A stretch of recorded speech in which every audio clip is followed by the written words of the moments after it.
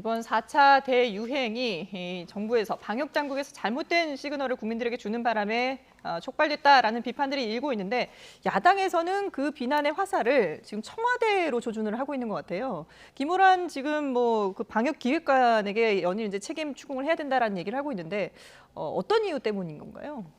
현재 보면 지금 오후 6시 이후에는 거의 통금 수준이잖아요. 그리고 네. 자영업자들은 시위를 심야 시위까지 하는 이 마당엔 누군가는 이 상황을 설명하고 책임을 지는 것은 뭐 지극히 당연한 거라고 저는 생각합니다. 네.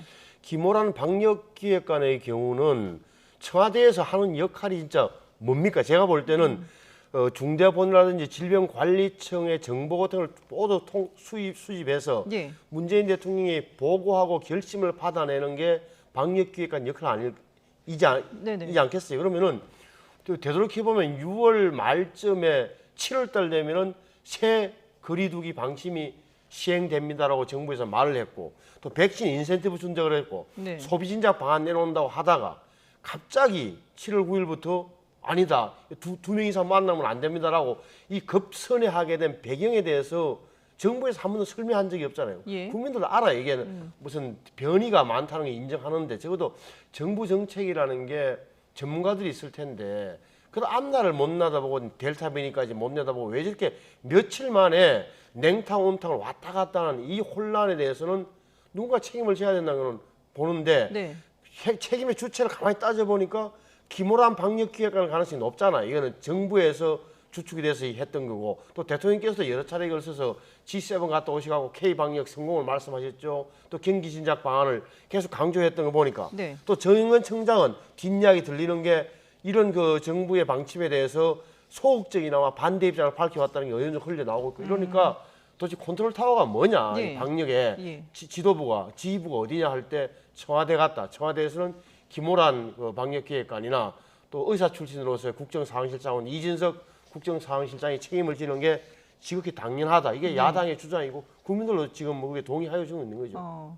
여당에서는 이 두 사람에게 책임 추궁을 하는 부분에 대해서는 어떻게 보십니까? 사실은 뭐 그렇게 보면 전 세계적인 문제입니다. 모든 국가가 지금 뭐 영국, 미국 할 것 없이 좀 열어놨다가 또 심지어는 백신 접종률이 상당히 많은데도 네. 다시 한번 4차 대유행에 대해서 속수무책인 경우도 많고 다시 새로운 제4, 제5 웨이브들이 오고 있는 상황이기 때문에 모든 정부가 지금 그 당하고 있는 여러 가지 어떤 시행착오들이거든요.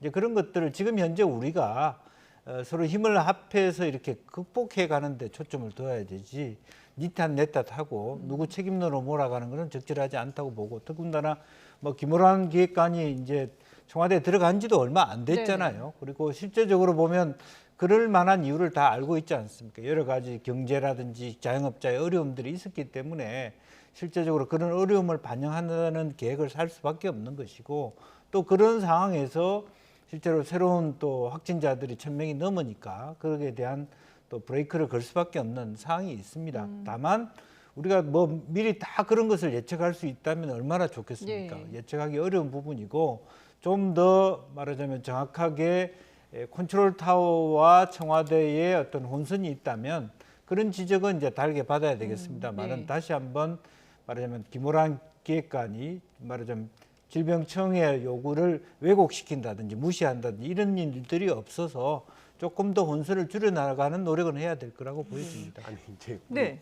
김 의원님은 너무 이제 좋게 봐주시는 거고 사실 좀 냉정하게 볼 필요가 있는 게 이분이 임명될 때부터 말이 많았잖아요. 그렇죠. 그러니까 그 바깥에 교수 생활 하실 때 정부의 입장을 옹호하는 논리가 진짜 백신이 급하지 않다고 했던 게 작년 11월에 여러 차례 나오셔서 말씀하셨던 게 여러 차례 방송됐잖아요. 그러니까 임명될 때부터 어떻게 보면 전문가냐 과연 백신과 방역 전문가에 대해서 언론과 야당에서 비판을 많이 했던 분을 결국은 또 정부 논리를 옹호해 방송에 나가서 옹호해 준 그 공로 때문에 결국 임명했다는 게 온 국민이 다 아는 마당에 네. 이 지금 와서 상황 판단도 이번에 다시 오판하는 거 아니냐고 보는 거죠. 그러니까 저 6월 28일 정부에서 발표할 때 7월 1일부터는 5명 이상 모임 제한하는 거 풀겠다는 거 방침을 발표했잖아요. 예. 7일부터. 근데 그것도 풀려다가 서울시에서 반대해가지고 그나마 일주일 연기됐던 문제란 말이에요. 네. 이 정도 상황 판단을 잘못한 부분에 대해서는 누군가는 좀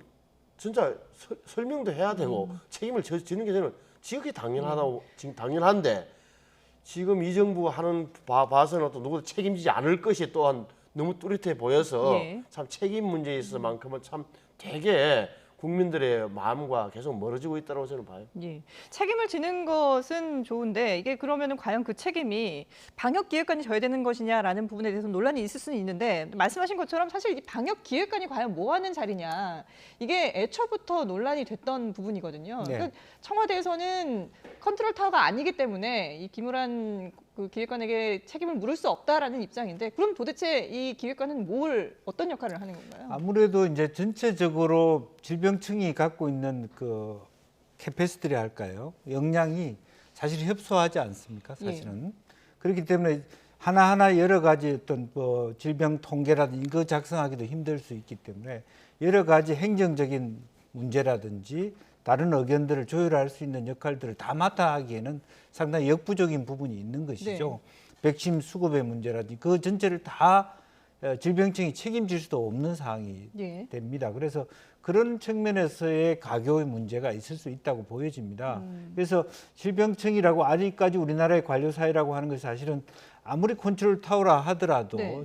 정치력이라고 하는 것이 한계가 있기 때문에 다만 지금 오히려 저는 이제 김우란 기획관에게 대해서는 야권에서는 오히려 낙인 효과를 찍는 거 아니냐. 처음부터 문제가 됐기 때문에 이 사람은 역량이 없고 그래서 실패하는 것이다. 이렇게 네. 볼 수 있기 때문에 그런 편견보다는 여러 가지 그 기능과 가교를 더 잘할 수 있도록 문제점을 오히려 지적하고 더 개선할 수 있도록 도와주는 것이 더 낫다. 그렇게 저는 생각이 듭니다. 근데 그 청와대에서도 임명할 때 네. 이제 그 김우란 기획관은 백신 쪽으로 집중할 것이다라고 얘기를 했는데 지금 상황을 본다면은 백신 수급도 원활하게 이루어지고 있는 것 같지 않거든요. 그렇습니다. 그런 걸 본다면은 국민들로서는 도대체 청와대에서 이 기획관을 통해서 뭘 하려고 하는 것인지 의문을 가질 수밖에 근데 없을 것 같아요. 제가 아는 바로는 예. 백신 수급이라고 하는 것이 어떤 백신이든 간에 원활한 곳이 없습니다. 그렇죠. 가령 예. 뭐 미국만 원활할 수 있을 것 같아요. 미국 내 공장이 많고 자체 생산하고 이제 그런 실제로 전체를 갖고 있고 뭐 독일 정도 그렇겠죠. 네. 아스트라제네카 같은 건 영국 정도인데 그 나라를 제외하고 백신 수급이 원활한 나라가 그렇게 있냐? 물론 초창기에 충분히 백신을 계약한 캐나다라든지 2배, 3배 한 나라들은 있을 수 있죠. 조금 예. 더 나을 수 있는데 일본만 하더라도 우리보다 훨씬 많이 했음에도 불구하고 일본도 절절맨단 말이에요. 그래서 그런 부분에서 지금 현재 수급이 어려운 부분을 조금이라도 더 개선하려고 하는 노력은 지금도 필요하다라는 것이고 네. 다만 결과적으로 수급이 잘 안 되기 때문에 능력이 있는가 우리가 물어볼 수는 있다고 봐요. 그러나 그렇다 하더라도 이 사람이 무능하다 그렇게 얘기할 부분은 저는 아니다 그렇게 예. 보여집니다. 지금, 그런데 예. 이제 김호란 방역기획관과 정은경 질병관리청장과의 관계를 청와대나 정부에서 좀 정리를 해줄 필요가 있어요. 제가 볼 때는 대통령이 가장 근접하기 때문에 정보가 어떻게 보면 가장 잘 모일 수도 있고 이게 대통령의 뜻이라고 전달될 가능성이 높다. 그러면 네. 지금 둘 관계는 잘 모르겠습니다만 적어도 제가 보기에는 그렇게 협력적인 관계는 아닌가. 다시 말하면 정은경 청장이 국회에 나와서 했던 것 중에 정부의 인센티브 그리두 개편안이 발표하면서 완화된 메시지가 잘못 전달된 것 같다는 표현을 쓴 걸로 봐서는 네. 적어도 이 정부 내 협의 과정에서 정은경 청장은 이렇게 흔쾌히 동의하지 않았다는 걸로 저는 인정을 하는 거거든요. 네. 그렇게 본다면 적어도 방역 전문가인 정은경 청장에게 좀 더 힘을 실어주는 걸 공개적으로 대통령이 밝히든지 국무총리가 밝히든지 중대본 본부장이니까 네. 그런 식으로 해서 역할을 정확히 좀 나눠줄 필요가 있다. 그러면 김호란 방역기획관은 청와대 안에서 정부의 정보와 대응책을 종합하여 대통령에 보고하는 자리로 간다든지 아니면 예. 연락관 정도로 한다든지 이렇게 좀 정확하게 역할을 좀 정해주는 게 필요해요. 예. 자, 뭐 어쨌든 지금 연일 1,000명대를 넘는 그런 확진자가 나오고 있어서 우려가 큰 상황인데 정부 그리고 청와대에서 좀 이 상황을 잘 헤쳐나갈 수 있도록 좀 머리를 모아야 될 때가 아닐까 싶습니다. 자, 그리고 재난지원금 문제도 계속 얘기가 나오고 있는데 뭐 여러 정부, 여당, 야당 모두가 입장이 좀 다른 그런 상황입니다. 이런 상황에서 이재명 경기지사가 국민을 위해서라면은 날치기를 통해서라도 이 안을 통과시켜야 된다라는 얘기를 해서 이게 상당히 지금 후폭풍이 일고 있어요. 여기에 대해서 어떻게 판단을 하세요? 지금 이재명 지사다운 발언인데 뭐 예. 일부에서는 시원하다 그럴 수도 있잖아요. 예를 들어서 뭐 민주당이 180억인데 국민을 위한 이런 것은 확 그냥 밀어붙이지 이런 이제 일부의 기류를 반영한 걸로 보여지는데 그래서 말씀을 잘못하신 게 왜냐하면 네. 지금 아시는 대로 지금 이번에 2차 추경안 33조 원은 4차 유행이 시작되기 전에 정부에서 제출한 거예요. 그래서 네. 거기 보면은 어떻게 보면 소비 진작이 13조 원이 들어가 있고 사실은 소상공 지원은 4조 원 정도밖에 안 돼 있다고. 그러면 상황이 바뀌었기 때문에 그걸 바꿔줘야 된다는 게 여야의 적어도 생각 있는 사람들이 똑같은 의견인데 네. 이걸 갖고 정부하고 좀 다투고 있는 마당에 그 정부를 뛰어넘자는 거 아니에요. 그리고 예. 정부 홍남기 부총리 정도의 반대는 여당에서는 밀어붙이라는 그런 논리이기 때문에 과격한 거죠. 그리고 현실적으로도 맞지도 않고. 예. 글쎄요, 여당에서는 이 어쨌든 정부 재난지원금이 전 국민에게 가도록 해야 된다라는 입장을 보이고 있는데 뭐 여기서도 내부에서도 여러 가지 의견이 있었습니다만 최종적으로는 일단 그런 쪽으로 가닥이 잡히지 않았습니까? 네. 근데 지금 이재명 지사가 이렇게 과감하게 뭐 처리를 해야 된다라는 의미겠지만 날치기라는 표현을 쓴 부분에 대해서 비판의 강도가 상당히 센 그런 공격을 받고 있는데요. 어떻게 보세요? 그렇죠. 이제 그거는 이제 자기 정치라고 봐야 되고 예. 또 실제로 예비 경선에서 자기가 어떤 그런 강한 얘기를 하지 않았기 때문에 손해를 봤다. 이런 어떤 정치적 계산에서 다시 내가 사이다의 예. 위치로 가겠다라고 하는 것이 저렇게 거칠게 표현된 부분이 있다고 생각이 들고요. 저는 사실은 뭐 정세균 총리가 얘기한 것처럼 이게 어떤 원칙이 전 국민의 대상이 아니냐 그런 것이 아니라 네. 실제로 보면 홍남기 부총리의 말도 맞거든요. 시점에 따라서 지금 현재로서는 4차 대유행 하에서 다 국민에게 돈을 줘서 돈을 쓰고 다니라고 얘기하는데 네네. 말이 안 된다고 볼 수도 있는 것이고 또 실제로 더 들어가 보면 80% 100%의 실질적인 지원 금액의 차이도 그렇게 많지 않습니다. 그래서 그걸 가지고 이준석 체포조차도 다 줄 수도 있고 덜 줄 수도 이런 유연함이 있기 때문에 저는 예. 그것을 지혜를 모아야지 이걸 원칙이다. 그러니까 원칙에 밀리면 안 된다. 이렇게 얘기하는 것이 저는 올바르지 않다. 그렇게 생각이 듭니다. 예. 어쨌든 지금 뭐 재난지원금 서로의 입장이 다 다르기 때문에 어떻게 결론이 지어질지 한번 지켜보도록 하겠습니다. 자, 이번엔 좀 여야 대권 주자들을 좀 살펴보겠습니다. 야권의 유력 대선 주자인 윤석열 전 검찰총장 그리고 최재형 전 감사원장 서로 반대 행보를 보이고 있습니다. 오늘 재헌절을 맞아서 향한 곳도 달랐는데요. 영상으로 먼저 보고 오겠습니다. 광주의 하늘, 자유민주주의와 경제 번영으로 승화를 시켜야 한다고 생각을 하고 내려왔습니다만은 참배를 하면서 보니까 저 스스로도 아직도 이 한을 극복하자고 하는 그런 말이 나오질 않습니다. 물론 제가 우리 참 어려운 가운데에서도 국민의힘 이 당을 묵묵히 지켜오신 당원 여러분들과 한 마음으로 가야 됩니다. 우리의 궁극적인 목표인 정권 교체 그리고 보다 나은 대한민국을 만들기 위해서 힘쓰겠습니다. 예. 윤석열 전 총장은 울먹이기도 했는데 글쎄요. 이 지금 윤석열 전 총장 그리고 최재형 전 감사원장 두 사람의 행보를 어떻게 평가를 하세요? 우선 윤석열 후보죠. 정식으로 이제 등록했으니까 후보인데 네. 후보는 아마 대학생 시절에 듣기로는 그게 단과대학 모의 어떤 그 심포지움에서 검찰로 나가서 이제 전두환 당시 대통령한테 사형 구형했다 이런 것도 정의가 있는 거고 그다음에 네. 광주 가서 이제 보여준 게 호남하고 중도층에서 많이 빠진 게 지지율이 빠진 어떤 윤석열 전 후보의 지지율 빠진 게 가장 큰 걸로 보이지거든요. 네. 그걸 좀 어떻게 커버하겠다는 건데 메시지가 또 괜찮다고 생각이 저는 이제 자유민주주의를 정신을 피로써 지킨 5.18 정신을 이어받아서 국민통합과 번영을 일으키겠다. 내용은 네네. 괜찮고 저는 적절한 움직임이라고 보고요. 또 최재형 전 감사원장의 경우에는 한마디로 하면 부산, 또 당원, 봉사 이걸로 다 세 가지로 요약되는 거예요. 예. 부산은 왜 그러냐?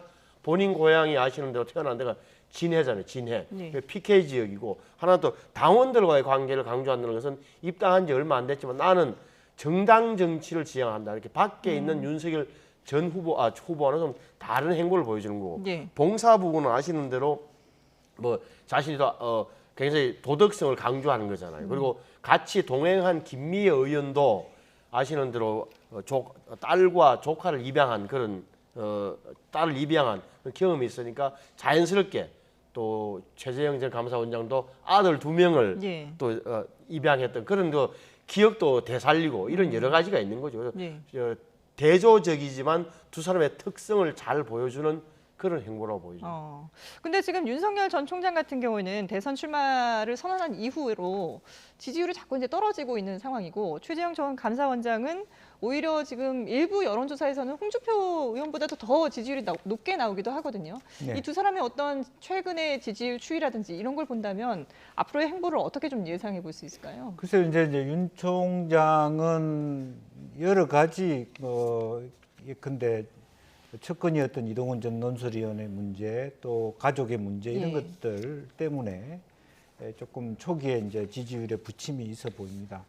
당 밖에 있다라고 하는 것들도 부담이 될 수도 있고, 다만 이제 실제로 정책 행보라기보다는 정치 행보에 준하기 때문에 좀 아쉽다 이런 표현들이 있고, 또 여권으로 보면 이제 이재명 또 뭐 그 후보하고 경기 그 내부에서 또 호남이 다시 새롭게 이낙연 후보로서의 결집하는 부분이 있기 때문에 네네. 실제로 이재명 또 윤석열에 가 있던 호남표들이 다시 이낙연이나 정세균 쪽으로 올라오는 그런 계기는 다 연관이 돼 있어서 조금 예. 출렁거립니다만은, 그럼에도 불구하고 윤석열 총장의 지지는 저는 국민의힘에서도 여전히 견고할 것이라고 그렇게 보여집니다. 네. 흐름 속이 조금씩 출렁거리는 게 있지만, 이제 반면에 지금 이제 최재형 감사원장의 경우에는 아직까지 국민의힘에서 환영하고 있는 분위기는 맞습니다만은 본인이 10% 선까지 올라올 때까지는 많은 당원들이 지켜볼 수밖에 없는 부분이고, 또 역으로 보면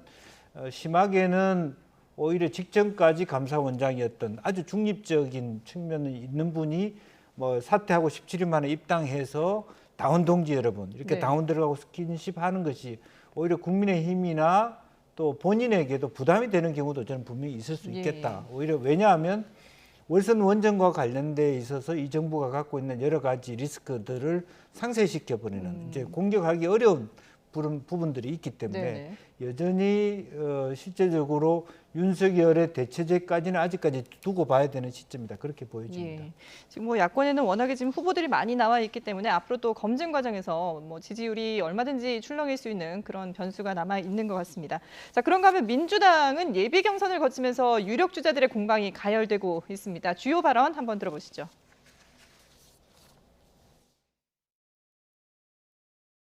민주당의 당원은 누구나 민주당의 대통령 후보가 될 자격이 있죠.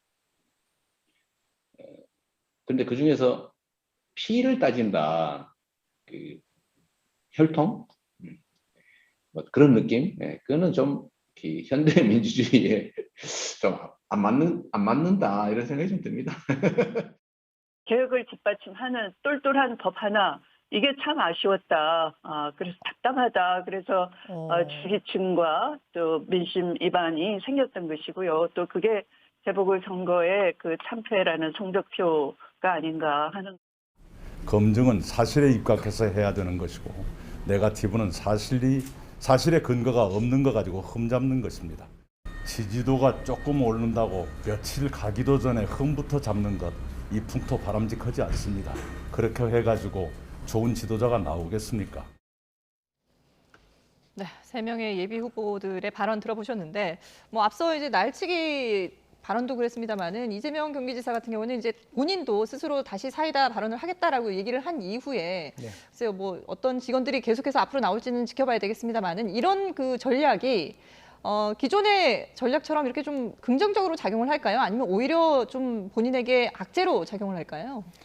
글쎄 이제 그 경선에서는 오히려 이제 악재가 안 될 수가 있는데 본선에 네. 가서 정말 이제 야당하고 붙었을 때 그게 악재가 될 수도 있는 요인이 있다고 부메랑이 될 수가 보여집니다. 있는 거군요. 예. 다만 이제 재밌는 조사는 뭐 조사 얘기를 하기가 좀 어렵습니다만은, 이렇게 언론 환경상 어렵습니다만은 실제로 대조해서 윤석열 전 총장과 대조해서 흠결에 대해서 예. 이재명 지사의 경우는 크게 흠결이 있음에도 불구하고 지지율에 그 마이너스 되는 요소가 상대적으로 적은 것으로 보이죠. 네. 이미 성남시장, 경기도지사 때 여러 차례 있어 왔기 때문에 이제 그런 측면들이 하나 있기는 합니다만은, 그럼에도 불구하고 도지사 시절하고 정말 대통령에 나가는 품격의 문제는 둘 다 이제 윤 총장이나 이재명 지사가 갖고 있는 그 외 후보들이 공격할 지점들이 다 도덕성에 관련된 부분이기 때문에 네. 상당히 쉽지 않은 어떤 커버하기는 쉽지 않은 부분이고 그런 의미에서 더 날카로워진다는 것이 굉장히